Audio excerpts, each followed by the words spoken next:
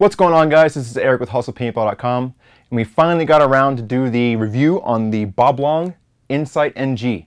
Now, if you haven't seen us in the let's see, Reload 22, our first impressions on the gun were kind of, kind of iffy. But as soon as we started doing some research, took it apart, found out some of the cool things, the cool features about it, it actually changed our mind a lot.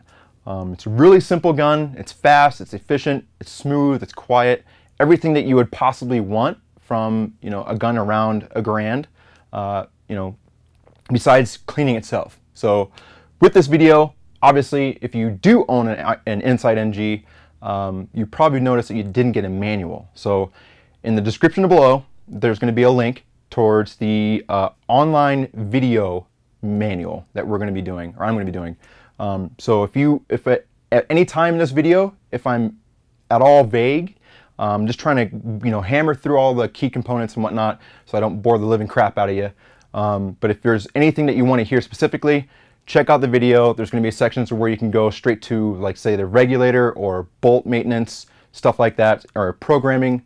So it'll be a lot easier for you guys. So let's take this off the stand, and I'll go over some of the key features real quick. So here's the close-up of an Insight. As you can see, the really cool milling. I'm a big fan of this milling, even though Dash is not. It really, I don't know, just looks sharp and looks mean, looks quick. But anyway, some of the key features. Comes with a 2-piece barrel, anodized to whatever colors you wish, either dust or polished. Obviously, gas-through grip. The on-off ASA right here. Got this twist knob. So put your tank in, gas on, then all the way off is like so, and it's really easy to actually tell if it's aired up or not, because I mean the thing actually, the ASA actually comes out of the bottom of the housing there, and it clicks right into place. There's actually a spring and a ball bearing, which I can show you in the other video. But these typically Boblong guns, they're always low pressure. They always require like either an SLP or a mid-range pressure. They actually recommend that you use a 250 psi up to 550 psi. That's an optimal range for the regulator to actually handle. Now, they did say that you can run a standard output tank, but you won't see the benefits. You won't be able to actually shoot that deep into the tank if you're low on air.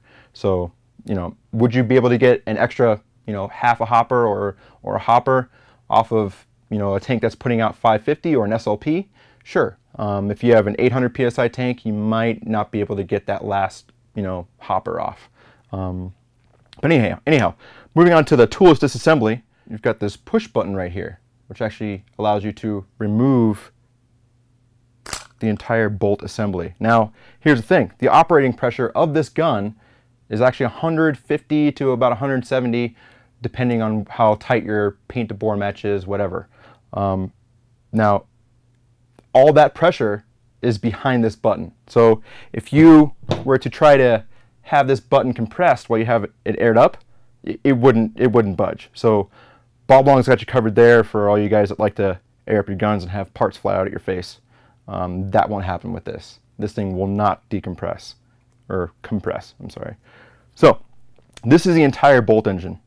You've got the can right here, which you've got crescent slots on it, just in case you're a Sally and you can't remove it by your hand, or if it's a little tight from the factory or whatever. You unscrew this, whole piece comes out. This is the back cap right here. There is an O-ring inside here that you would have to grease, but other than that, it's just a chamber for the rear sail of the bolt. Now, you've got these 2 O-rings on the back side of the sail and the bumper stop. Now, here's something I want to show you how to take this apart. You grab your 1/6 Allen key, put it in the back of this, and typically you would take your needle nose pliers, put it inside on the opposite sides of the actual the squishy bolt right here, or the squishy tip right here, the pillow bolt. Now, you would put it inside, spread out the needle nose pliers, and then you can actually crank it. But this guy, I just put it on hand tight. Don't really have to crank it down. Doesn't have to be super tight or anything. But unscrew this guy, Set that down. The can comes off. The back check comes off. Now on the inside of here, there's 2 O-rings that you will have to lube as well. And then that's the whole sail. Now the cool thing about this entire gun is you use Dow 33. No more messing around with Dow 55. No more having to swell your O-rings. But although Bob does recommend that if you do have a leak that you can't fix by changing O-rings, that you of course you could always use some Dow 55 to try to swell that one specific spot. But for the most part, these things are extremely simple, extremely, the tolerances are spot on. You won't really have to swell anything generally, cross your fingers. But show you how this thing goes back on. You've got your Allen key in the back of the rod here, or the prop shaft here. Slide that guy on. Oh, and also, this will happen numerous times. On the back side of the can, there's an O-ring that lives right here. Oftentimes, it'll fall off when you least expect it. So when you take off your can, put this guy down. You don't want to lose it. All right, moving on. Where was I? Yes, putting the can back on. Slide the can back on. You'll want to grease the outside of the back check right here, because there is an O-ring on the back side, or on the very inside of the can. Take your bolt. Thread that bad mama jamma back on. If you can, again, if you're a Sally, you'll want to use needle nose pliers inside here, spread it back out, give a little cinch. As you can hear that guy's not going anywhere. So, take your back cap, put that guy back on there, get your O-ring ready, this guy, thread this guy back on, take that O-ring that likes to fall off. You could either put it on the back side of the can as you're threading it on. I personally like to throw it back on after it's together, so there's no possible way it can get pinched. Now, the back side of the cap, these have been known to actually start coming loose as you've been shooting them, or fall out. In this case, ours hasn't. We've got a good one, or a better one than everybody else, because it's totally anomaly colors. But anyway, if this were to ever back out, you'd want to use some type of medium Loctite, blue or green. Those are both medium. But I wanted to point out this little tiny O-ring right here. Not sure if that's in focus or not. And if it's not, I'm going to cover it over in the maintenance video again. But do not lose this. It's easy to lose, especially if the screw comes out and the back cap falls on the ground. It's a 003 O-ring, so keep that in mind. So you would normally put some Loctite right here. Cinch this bad mamma jamma down.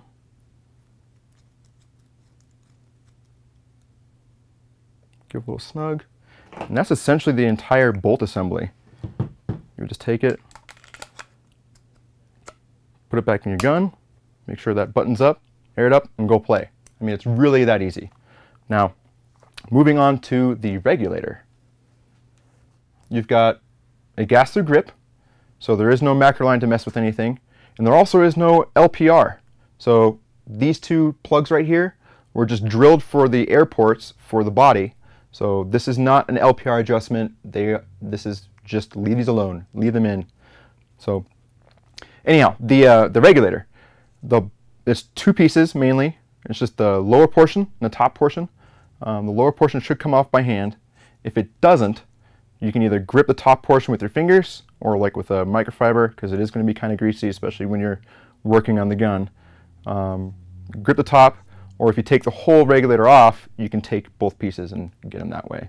So, show you how to take this thing off here. This threads off. Now, here's one of the coolest things that I think about this gun.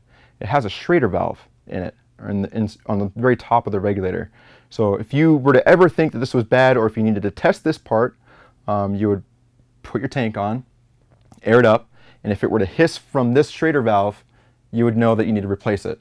It's kind of crazy that you can take a regulator off of the gun and air it up, and it's just something that us paintballers are not used to doing. Taking the regulator off, airing up your gun, and it's not, you know, venting the tank in your face or anywhere. So anyhow, that's the Schrader. If you already need to replace it or remove it, or if you wanted to clean it or grease it, it does come out by just fingers. If it's too tight for you, obviously you can use needle nose pliers or a very small wrench. Now, moving on to the lower portion, this is where all the goodies are inside there. If you have needle nose pliers, you can grab it, or you can just tap it out. Now, there is no need to remove the velocity adjuster. It doesn't do anything.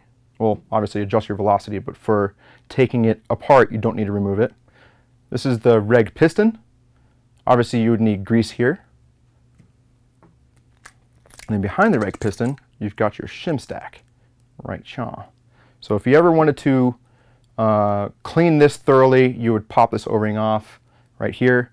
These shims are beveled and they are directional. So if you're not sure about how to reassemble this, or if you take it apart and the O-ring pops off or something like that, shims go everywhere.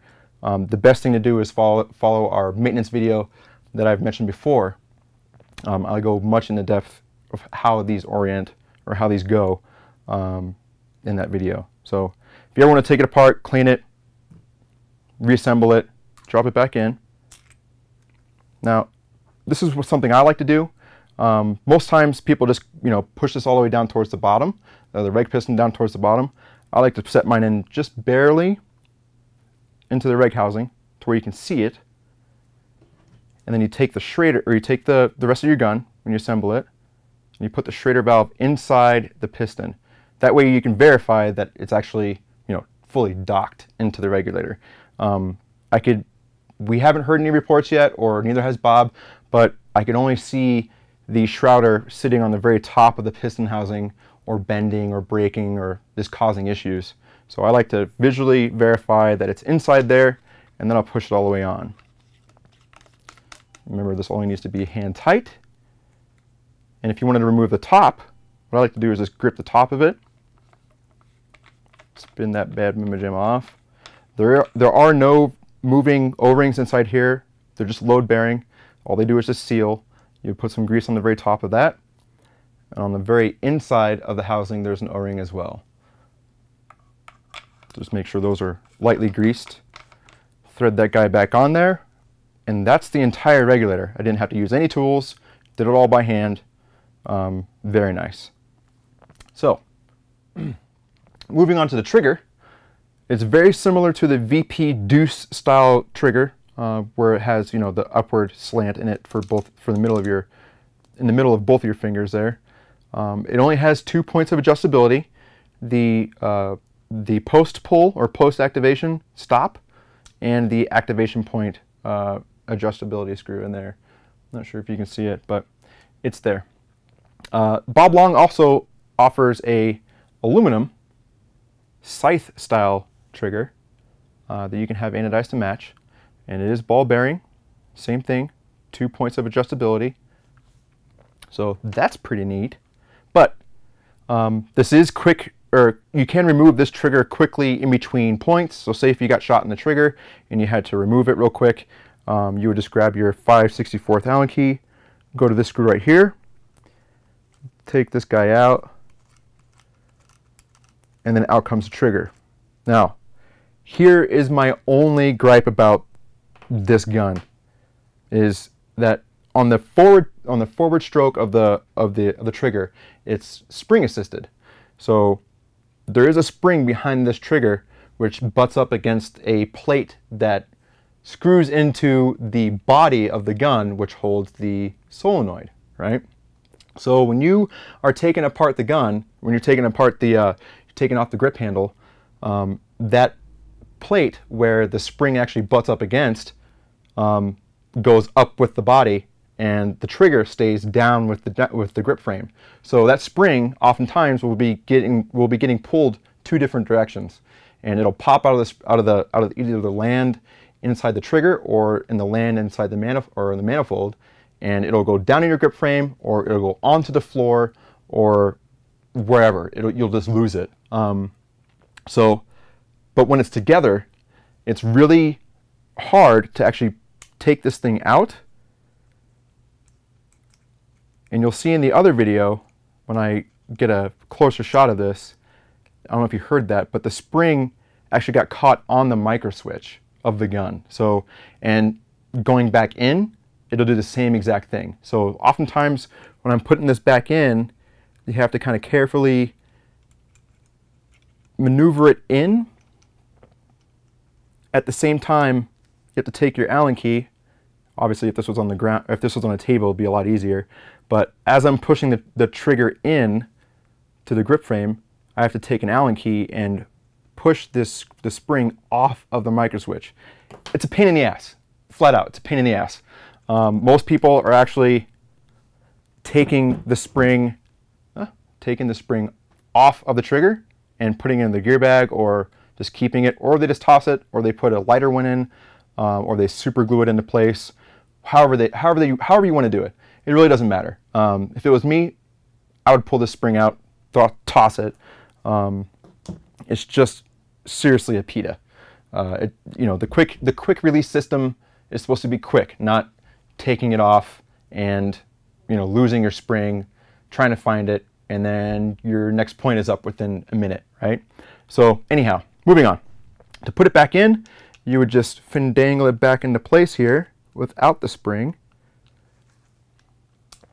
Line it up with the ball bearings, which it rides up on. Here, I'm just going to go ahead and face it towards me so I can throw this guy back in there. Just trying to do this backwards is nearly impossible. Okay, cool. So all you do is just get that bolt back in there, line up the trigger, tighten this guy back down, and then you're good to go, like so. So there it is. And then with the spring out, you're basically resting up against the micro switch, which you would program the debounce up a little bit higher, or the trigger filter. There's 3 different settings that I'll go into a little bit later, and also into more depth with the other video, with the manual video. But for now, let's move on to the eyes. You want to grab your 5/64 Allen key. It's just this Allen right here. Now, be careful taking these off, because when you take these off, the detents have a spring behind it. So as you can see, I'm almost about to lose this eye cover here. Ah, yes. See, the spring actually stayed inside the eye cover, so be careful of that. It's a very tiny spring. It's really light. Chances are if it hits the ground, you won't hear it bounce around. It's gone. But that spring lives right in the middle of that detent. So when you put the eye cover on, spring tension pushes the detent in, keeps it in place. The eyes actually have a connector right here and a Phillips head screwdriver. So when you use a Phillips on this, make sure you have the right one. Don't use too big or too small of a Phillips, or else you'll round that screw out. As we all know, Phillips screws tend to do so. But you would take out that Phillips screw, pull off the, or disconnect the I-beam connector, wipe it off with a microfiber or whatever you wanted to use, soft cloth, and then plug it back in, throw it back on, or lay it back down, Phillips screw back on, as well as the detents. But that's the main thing. Make sure you guys do not lose that spring. You'll be screwed. So you just lay this thing back on there, hold it in place, grab the bolt, and tighten her down. Pretty straightforward stuff, guys. I mean, we've all seen laser eyes. Gun won't shoot unless it registers the ball. Voila. So, speaking of electronics, let's move on to the board. Now, one of the cool things is that if you're a left-handed shooter or right-handed shooter, you can actually flip the direction or the orientation of the text. So if you're left-handed, you can flip it so it's like this. If you're right-handed, you can flip it so it's like this. So just by tilting your hand down or tilting your gun to the side, at a quick glance, you can read your display. So on the very top of the display here is your eye reading. So ball's in place, that square will go solid. No ball in the chamber, the square will go hollow. On the very bottom is your BPS, on the very bottom of the screen right here, along with your battery life. And then for the sideways readout, you've got your firing mode and BPS cap. Now, in order to turn the eyes off, it's kind of a four-shot kind of situation. So you would hold the trigger down, it would go bang if I had air in it right now, and you keep holding it. And then as you can see on the very top of the display, the eyes are there's no longer display reading on the top there. So you could actually, I don't know if you can hear it, cycle the gun without the eyes on, or without painting the breech. So you turn the eyes back on, you pull the trigger, and there it goes, display's back on. So moving on to the programming, I'm going to go over this really quick. But if you wanted to change your BPS cap or change your rate of fire, this is how you get into programming mode. You would hold the trigger down, hold down the button, and it says Frenzy 5.1. Now that can change depending on firmware updates. It might be whatever Bob Long decides to call it next. 5.2, 5.5, whatever. So you let go of the trigger, and now you're in programming mode. So it starts off with the firing mode, and by pressing this button, you can see that it says set right there. That's how you change the parameters. You change the parameters by pulling the trigger.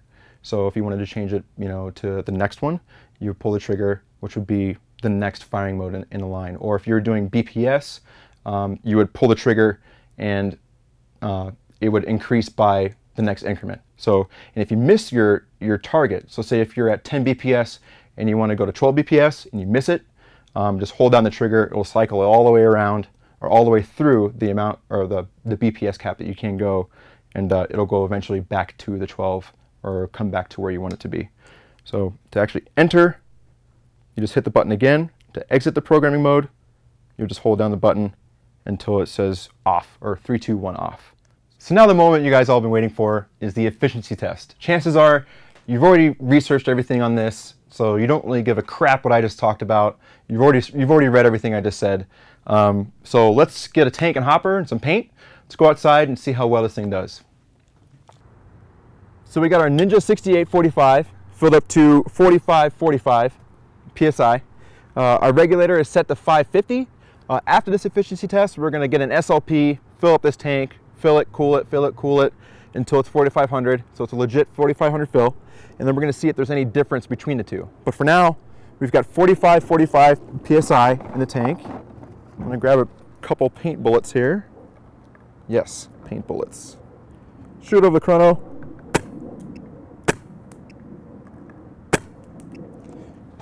.285, 286, and 289.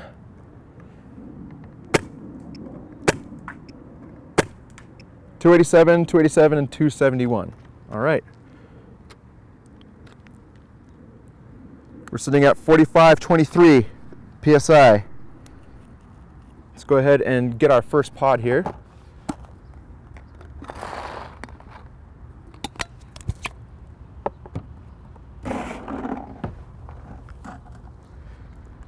And cue the cheesy music for the next couple minutes.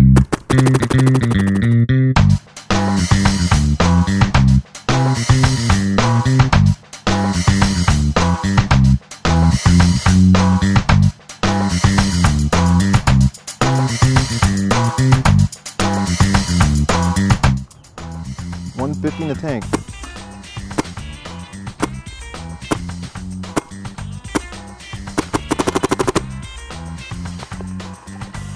Ooh, this might be perfect. 251, 251. I'm gonna call it there at 127 PSI. Yeah, 127 PSI. You'll get your shot count right here, or let's say right here. Let's go back inside. Get an SLP on this tank, and shoot another one.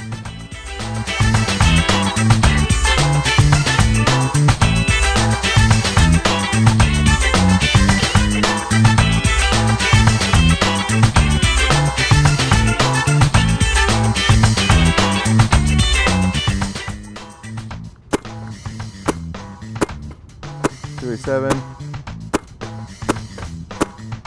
mid 80s, low 80s. Now we're in the 50s. 130 psi left. 250, 240, 249. I'm gonna call it right there.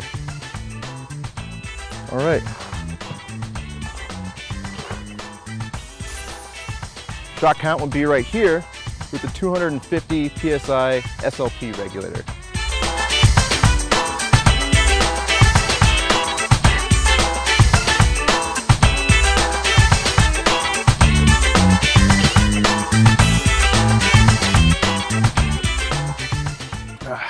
Okay, it's not very often we get to shoot twice as much paint, especially during work hours or for info purposes. So this was a treat for me. But anyhow, guys, just to wrap up this review for you, I know a lot of our viewers have been asking for like a 1 to 10 scale, so here it is. I would probably rate this around an 8 or an 8.5, considering, you know, a lot of you guys are probably going to have to either get a Ninja Pro Reg, so you can set it to 550 or below, or an SLP regulator, and you know that's an additional cost to you guys. That's the only reason why it's taking a hit. Also the trigger, the spring. I mean, it's supposed to be a quick change system, but that spring, man, it just chafes you the entire time. And for those of you guys that do own one, you know exactly what I'm talking about. Trying to put that thing in there. Or trying to put the trigger in there while the spring's trying to grab on everything as it's sliding through. It's just a flat-out chafe. But other than that, I mean, it's light, it's compact, it's smooth, it's fast, it's quiet. I mean, and it's consistent. There's nothing more that you can ask for other than a gun that just cleans itself, like I said earlier in the video. So keeping that in mind, guys, it's a great gun, especially for, you know, for new beginners. Or even 10-year-old veteran ballers. So if you want to pick up one of these insights or pick up anything else paintball related, come visit us at hustlepaintball.com. If you have any suggestions or ideas for videos or questions about this video, email us at videos@hustlepaintball.com. Like us on Facebook, follow us on Twitter, subscribe to our YouTube channel, read our blog, all that stuff.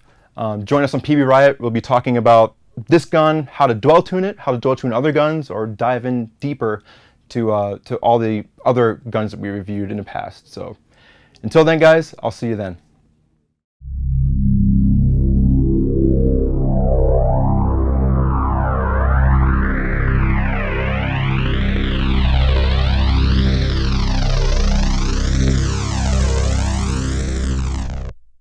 To PB Riot, comment on how much I suck at videos. God damn it. And that's it. Take 17.